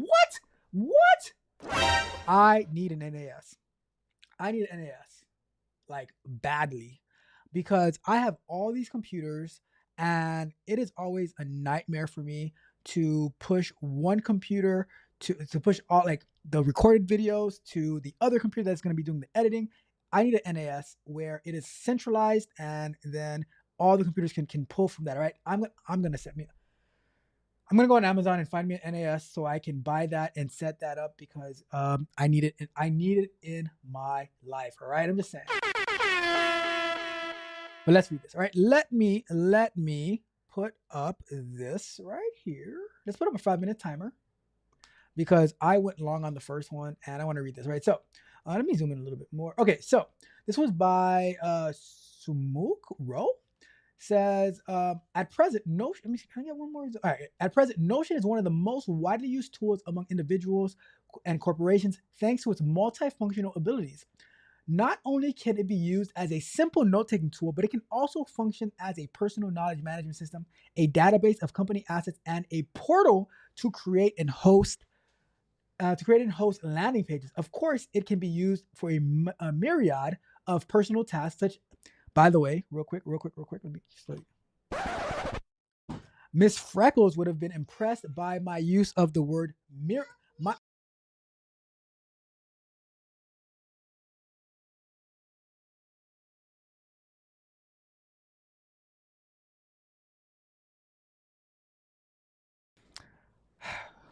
Hold on, what? Hold on 1 second. Be right back.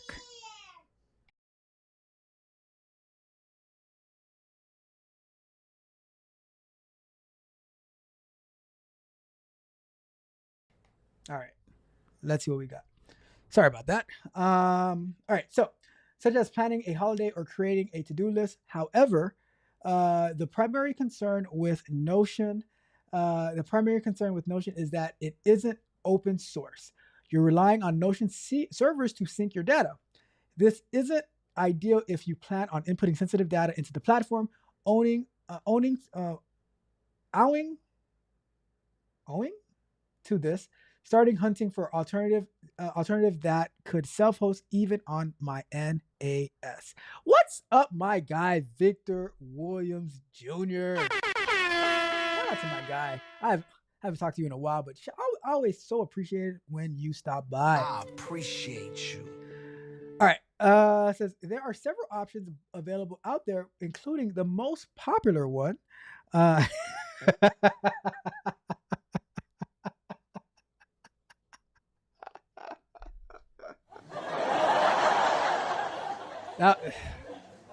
was crazy. See that's why I need AI to assist. All right. Anyway, all right. There are several options available out there, including the most popular one, DocMos. However, I was looking for something more along the lines of an exact replica of Notion in different terms of UI. DocMos, while close in terms of functionality, has a slightly different appearance. So I decided to give Xeon a shot. It's a privacy-first PKM system that resembles Notion in terms of appearance and features, but allows you to have full control over your data thanks to the ability to self-host. I fired up my Docker. Did somebody say Docker? See, the way that Magnetar is when he hears federal, it's how I am when I hear Docker. I'm like, Docker? Ooh. On my Synology NAS and switched entirely to Xeon. Here's my experience. Makes you feel right at home. That looks exactly like Notion, to be honest with you. No learning curves whatsoever. One look at Xeon's interface and you'll know exactly what I'm talking about. If you've used Notion extensively, switching to Xeon will feel like you're using the same app, at least for the most part. It uses the same color scheme, the same left indented sidebar with nested folders, the same tab UI at the top to access multiple notes at once. In fact, even small icons to denote the different sections of notes look similar to Notion. So here's my question, right? You know how they have those templates for Notion? Will those Notion templates work in this Xeon thing, right? It says you can add bookmarks, view the outlines of a document, and check your inbox using the sidebar. All right, I'm going to put a poll question in the chat. All right, here's my question. should we install Xeon? Should we try to start it up, right? Let me see. Should we install Xeon on our, should we stream installing and trying out Xeon open source free Notion Get a move on, back to work, chop chop, let's go. Come on, get a move on.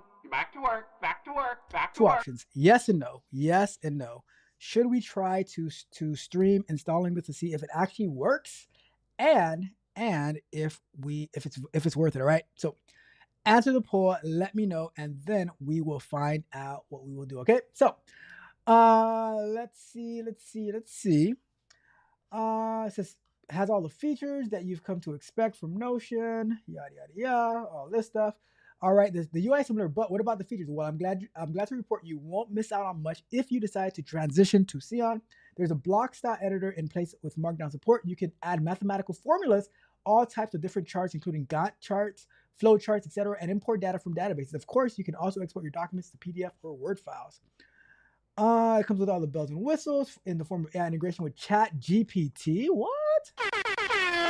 There's a dedicated marketplace just like Notion where you can download widgets and other elements to add to your documents, using which you can create dashboards, make your own notes, yada yada yada. Not to forget, Xeon also has Android and iOS apps. However, you're then moving out of the self-hosted territory if you opt for those. Instead, you could use Xeon using the browser on other devices if you self-host. I would be interested in trying this out. See at GitHub. How to install. Docker hosting. This would be pretty simple to do. I'm with it. I am with it. Let me know. Do you guys want to try out installing Xeon locally and see how it works? Get it started up on Docker. And then if it works good, I definitely got to get me a NAS though. All right. It does sound like Chinese software. I must say. I'll do some more research to see where it comes from. All right. It has some Chinese. It definitely has some Chinese. I'll show you this real quick. It definitely has some Chinese documentation as well, because in the thing at the bottom, readme_zh_cn. It also has it in Japanese too, though. So I don't know, but I'm still interested in installing it, see how it works, because it might be cool. It might be cool, especially if it is self-hosted locally. All right, so I'm interested in. Let me know what you guys think. Should we try out on one of these streams to install it, see how it works? But that is our break time discussion for this one. All right, let's close that down.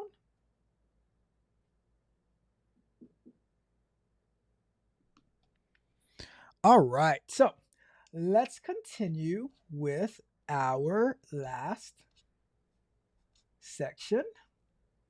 We are. All right, let me check the chat first. Let me check the chat, and then we'll continue. All right. So, I don't know. Maybe it's not worth doing one last section, because we have 15 minutes left. Checking the chat. Maybe I'll just read another article, or maybe we just wrap it up. Maybe I'll just talk to the chat. I don't know. So many possibilities. All right, let me check the chat first. All right. So, let's see. Rod says, your son knows you're vulnerable while you are streaming.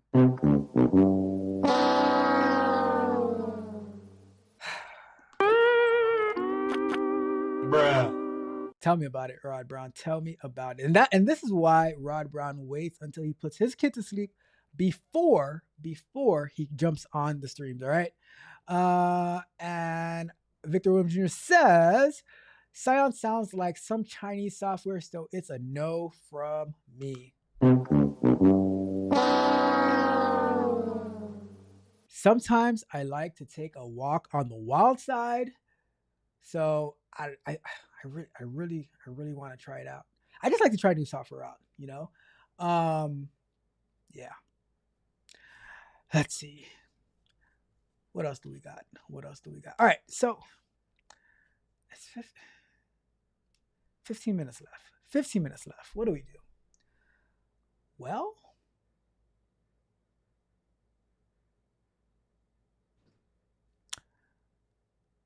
let's table the next. So, because what we have next to do is the Victor William Jr. says, I have to catch the rewatch since I was late. Only phones I deal with are Kevs, where I have to remediate them on on users' computers. I hear you. So here's what we're gonna do. Right, we're going to table the next section, because what we have next to do is we are going to. So next up, what we're gonna do next, we're gonna try out the banner script package or script grouping, and then we have the exploit one, and then we're going to do some help, and then we're going to do some individual scripts as well. But it's not worth it to do another 20 minutes when we only have 15 minutes left in the show. So what we can do is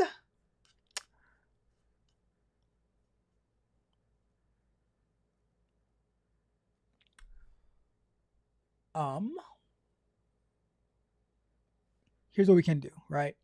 I will show you what I did using ChatGPT, how ChatGPT walked me through, and basically I just copied and pasted most of the code from ChatGPT, asked what I wanted, and it just kept try this and try that, do this and do that. If I was using the paid model of ChatGPT, or I was directly interacting with a more powerful LLM, I probably would have gotten a lot further, right? So let's table the rest. Let me just show you some stuff that I've been working on. All right. Let me go to.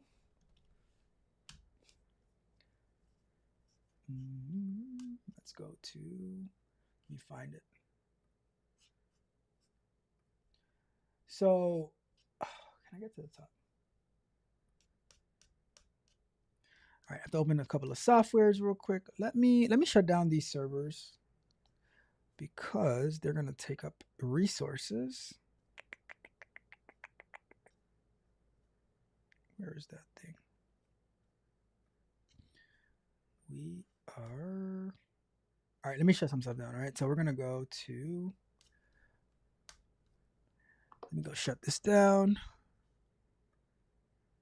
I don't want to do that.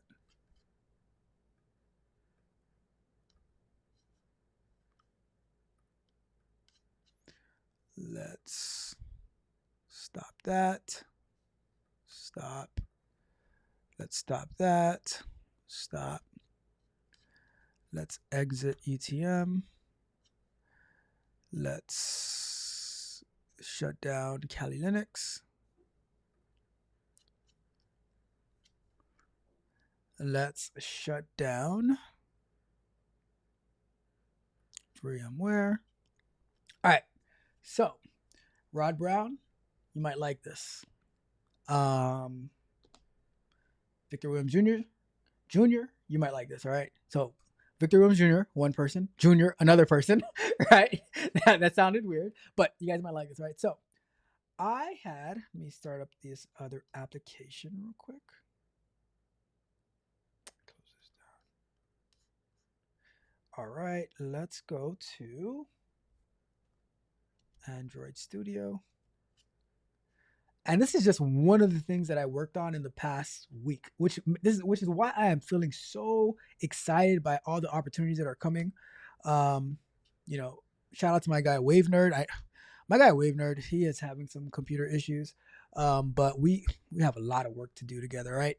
But basically, I asked ChatGPT, right? Give me some practical. So give me some creative and practical, or give me app ideas that will help potty train toddlers, right? And it gave me a bunch of these ideas, and I said, okay, I want to go with the adventure game, right? And it gave me like a whole concept, an MVP, who I'd be targeting. It gave me all the details, right, for an application. And then all more details, how it should look, all this type of stuff. And then it said, okay, what next steps? Here are the next steps. What would you like to do? Right? I said, give me the tech stack or platform that I should use. And then it said, all right, we recommend using Flutter for a mobile app, right? One code base for iOS and Android, which last year I spent like a majority of the year working on a Flutter app for the time cost calculator. I'm gonna redo my time cost calculator the same way I just did this, so that it could be like revolutionized. We shall see, right? Fast development, yada yada yada. Game layer, animation support. So I'm actually building this like a game, right? I never heard of the Flame game engine for Flutter, but I've been using that. A backend if we want. I haven't set that part up yet. Gave me all the tech stack. So then it says UI mockups. It never gave me the UI mockups actually, right? Because I don't trust ChatGPT's free image generation stuff. But I did the UI mockup on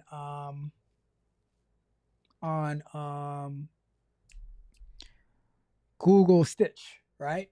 So now it gave me a checklist of tasks for setting up the app. So it gave me like phase 1, set up environment. I did all of that. Core app structure, blah, blah, blah. Game adventure screen. Phase 3, animation and game layer. Phase 4, stickers and reward system, blah, blah, blah, blah, blah, blah, blah, right? All this type of stuff that it gave me. So this is all things I need to do. So then it says, would you like a starter Flutter template for this app layout? I said, sure. It gave me all the details, the project structure, how to create the Flutter project, which I already knew that because I did it last year. The dependencies that I would need to get started. So with this code right here, I think the ChatGPT is a little outdated, so the versions were a little outdated, so I had to like figure that out, update it. So my knowledge of Flutter helped me to get past some hurdles, and then I copied and pasted most of this code into my IDE in Android Studio. Copied and pasted most of this code as well. Most of this code copied and pasted, and it gave me a good starting point. I asked for more stuff. It gave me more code, more code, more code, more code, more code.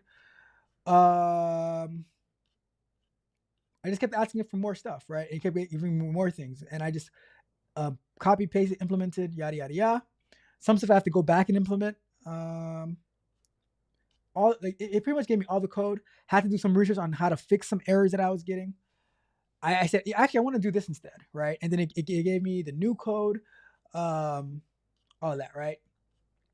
So I also prompted it for like, give me how the characters should look, so I can ask Midjourney for it, right?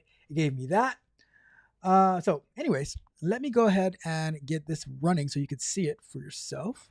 So I'm gonna go over to, and it's still a very, very, very much work in progress, but I want to show you in a matter of a few days, really a few hours, still having to work, still having to stream, still having to get ready for the streams, still having to record videos, edit them, set up the metadata, description, stuff like that, and working on other projects, right?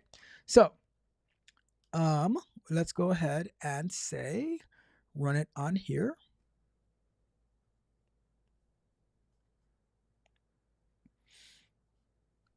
Give it a second to start up.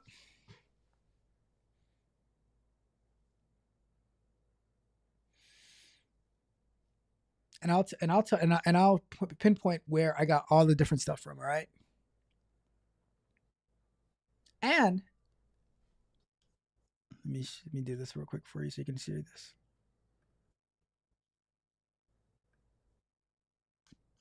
Oh, not this.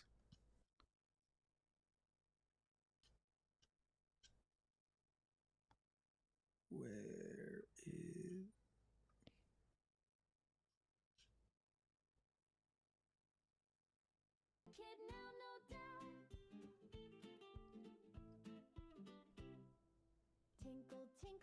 Where is... Okay. Can y'all hear that background music playing? I even added the background music to this. So the background music created with my AI music generation, I asked it for some potty training, kitty friendly music. and it gave me some songs. I put it as a background, so you can probably hear it playing in the background very low.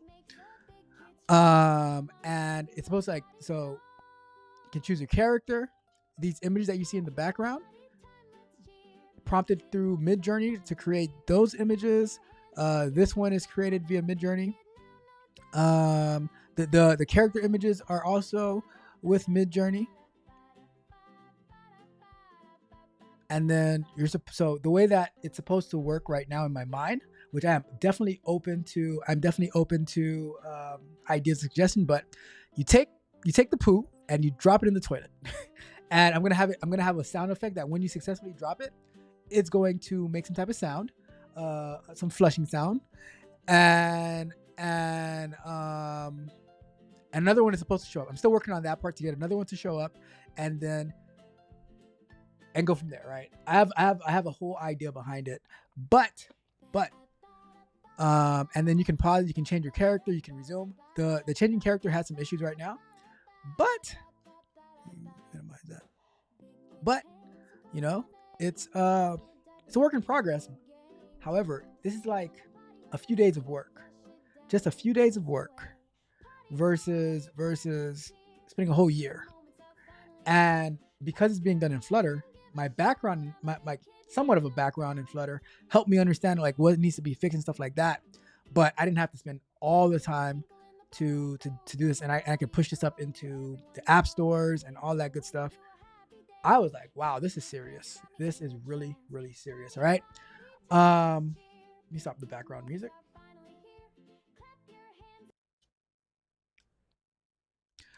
And let me close that down. But I just wanted to share that with you. And that's why I always say I'm not worried or afraid of AI in particular, because little old me can get an app to this point in a few days, and I'm not even using like one of the more advanced models as a basic model. Some other stuff I was working on today, within a matter of hours, how far that I've got. I am so shocked, because Victor Williams Jr., I saw your comment, and I agree with what you said, but I think there's two aspects to it though, right? I think that there is the aspect of doing things on your own to learn and continue to learn and understand, but there's also doing things that you can monetize and make additional income. So I think there's a balance, right? Where and like one of the on Tuesday, when we were working on the Lovable platform, there was an error in how they were setting up the application. I was like, oh, I know how to fix this, and I went into sync with GitHub, got the code locally, fixed the error that the platform was having, and then pushed it back, and everything was working. So they're like, I think there is a place where we can collaborate with AI, and instead of like how it's like a towered approach of all the engineers are working for the best companies, it can start to be spread out, right? I think it starts to be spread out, and we will have so much more opportunities so that we can run it up, we can win, we can be successful on our own as well as with other people, all right? But that's my thoughts. Hopefully you found that cool, you found that exciting, you found that inspiring on all the things that you can do and that you should be looking into. Like Victor said in the comments, you shouldn't rely only on AI, but I also say that you should use it to your advantage so that you can work with it. It can help you go faster. It can help you make money. All right. So that's it for tonight. That is it for tonight. I'm going to wrap it up. Let me see any last things in the chat before we get up and out of here. Let me know what you guys thought about that little app that I put together in a few hours, few days. I think it's pretty cool. It does a lot more than the time cost calculator did. So I'm gonna be looking to revamp that time cost calculator, rebuild it, add more features, things of that nature, right? But the last thing that we have, Victor Williams says, a lot of juniors here tonight. That is true, but I appreciate every last junior that there is. And Junior says, yes, I can hear it. Awesome.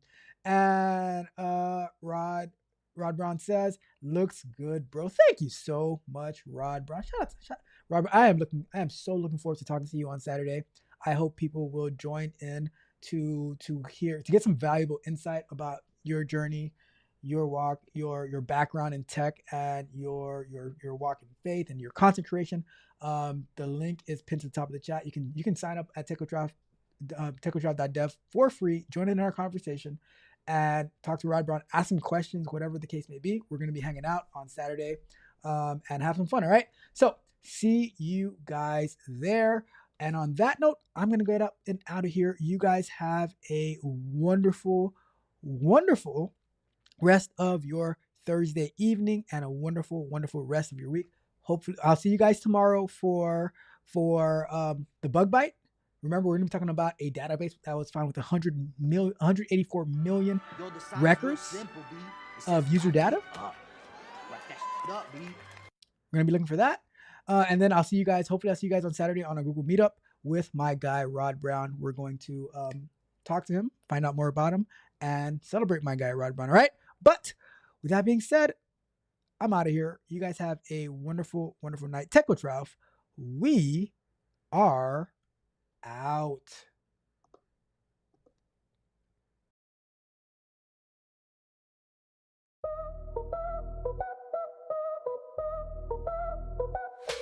Dusty trolls come out of the woodworks, whispering their nonsense at the moon, laughing at the silly little quirks. I know they'll be gone soon. Long live the trolls in the shadows, dancing in their mischief parade. Weave your webs and cast your halos. In my world, you're all just delayed. They say dumb things and I accommodate, flipping words like cards in a game. Serving them a plate they can't forsake, knowing none will ever be the same. I have fun with their foolish schemes, turning noise to gold with a twist. In between their broken dreams, finding gems they never missed. Long live the trolls in the shadows, dancing in their mischief parade. Weave your webs and cast your halos. In my world, you're just late. They crave attention, yes they do, scratching at the walls they seek. Desperate.